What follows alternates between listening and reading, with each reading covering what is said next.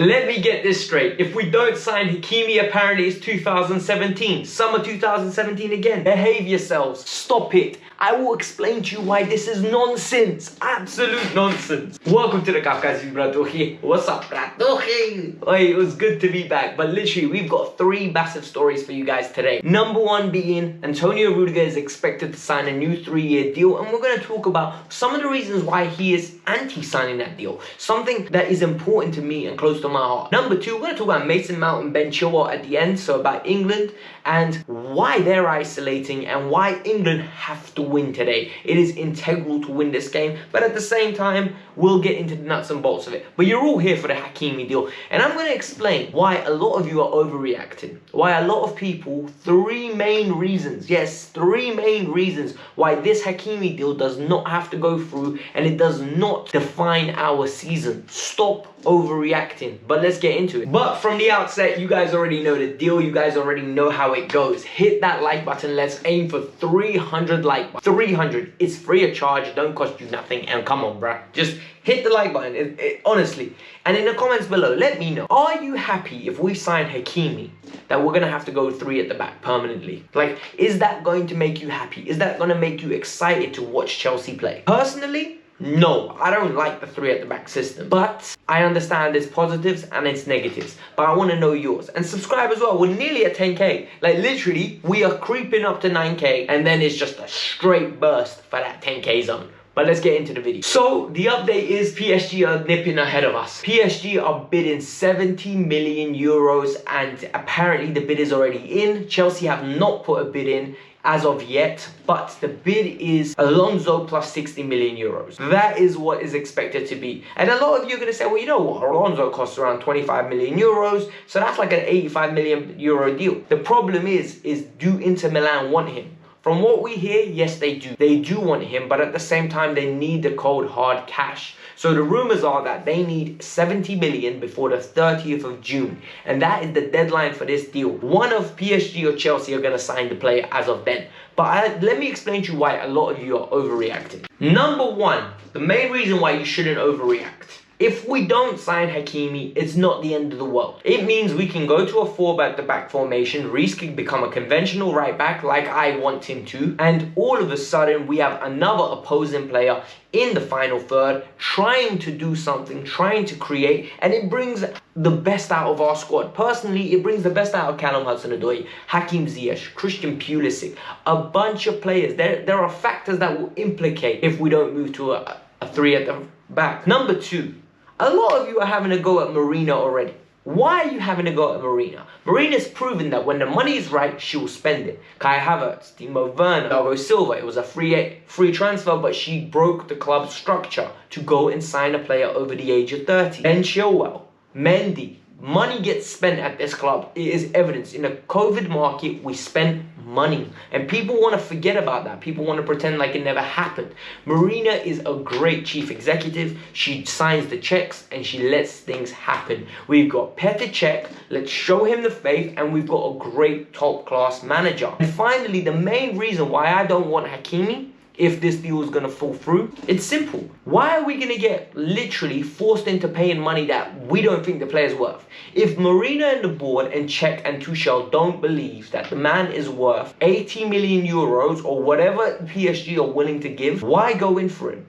Why use money that could potentially go get you an Erling Haaland, a Jadon Sancho? Why use that money? Like, it's crazy. People want to literally go above and beyond. People want to, just because we've been linked, we have to sign him. No, it doesn't mean that. And there's a lot of scaremongering going around. If we don't sign him, we're going to get Adama Traore. Well, if we get Adama Traore, it means the club and Tuchel believe he's the right player to come in. I think we need to calm down, and I think we need to stop being scared. Like, I understand that people want good players to come in, and I understand we got spoiled last summer.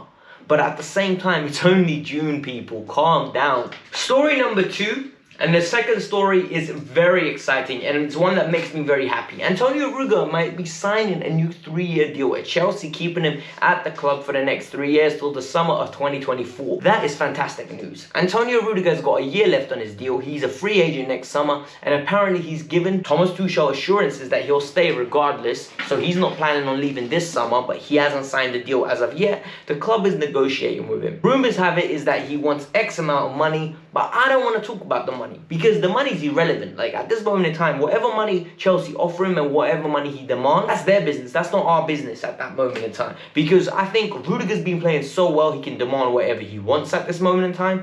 Chelsea value him at a certain point in time, so we can respect that. And for me, I hate when players demand for money when they haven't achieved anything. Rudiger's won the Champions League. Rudiger's won a lot of cups with Chelsea. It's been a good signing. Like, he has been fantastic.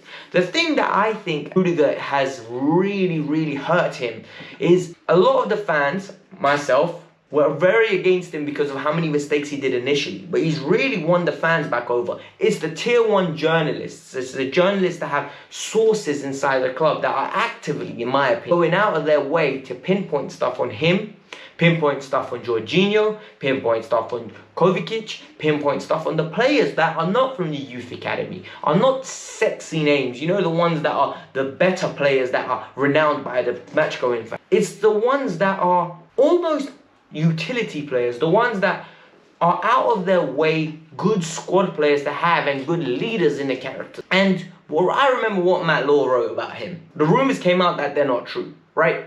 The truth came out that it wasn't true. The reports that came out, it weren't true. Yet, that hurts players of Rudiger's character. He didn't feel loved. He must have got a lot of abuse over social media. And sometimes it makes you question, do I want to stay in England after this happened to me? And then when he won, do you remember what he said? Oh, who's a donkey now? I think he said in a video or something like that. So, or speak now. It was at the Champions League. There was a video that went viral and it was so evident. I hope he stays. I really do. I think he's absolutely fantastic. The way he's changed under Tuchel. The way his passing range, the way he covers the ground, how intelligent he is in moments when he knows when to go into the centre defensive midfield, he knows when to cover Thiago Silva. He's just a fantastic player. Like, he's really impressed me. There'll be no Chelsea representation in the England game today because apparently Reece James isn't going to start. Ben Chilwell and Mason Mount are out because Billy Gilmore got injured. He got the Rona, and yeah, like, this is serious. The only thing I don't understand is a lot of fans are getting worked up about the fact that, whoa, why is the Scottish team not doing this?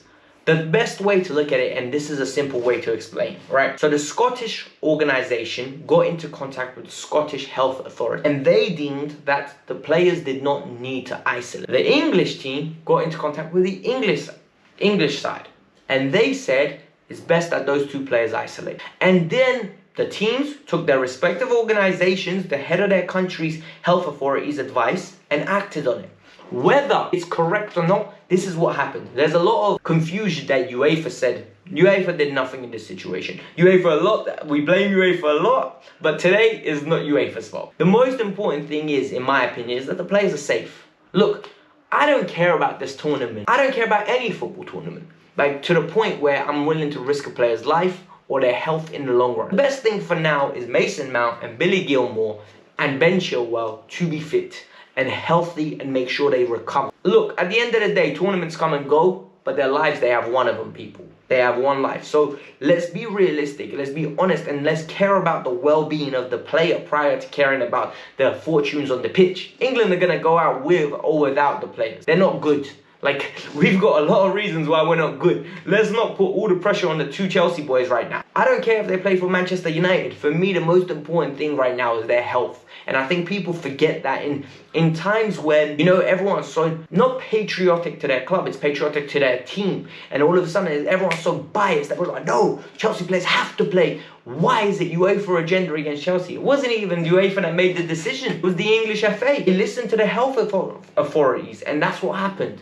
So please, calm down and respect the players' decisions not to play. This was the Kavkas View. I hope you guys enjoyed it. Look, guys, when videos are going to be coming few and far between in recent weeks, if videos are only going to be happening, right, if we find a way to generate, like, if there's good stories coming out. I can't be sitting here and lying to you guys, oh, we're gonna sign Ronaldo, it's links to Ronaldo. I don't want to do that. I really don't. It's difficult, it's boring. Like, I don't like to lie to you lot. I tell you about what's reported, and I tell you about the stuff that I know is going to keep you guys interested, and I'm interested as a fan. But we will find a way to maybe like look where our weak spots are, talk about potential targets that Chelsea should be considering. Give me some ideas for videos, because I'm open. You guys already know I reply to basically every single one of you. Like, as soon as you comment, I reply, always. Not maybe on the day, but the day after. I'm very interactive when it comes to that. So hit the like button, subscribe to the channel. Like I said, we're almost at 10K. Man, it's going to be massive when we hear it. I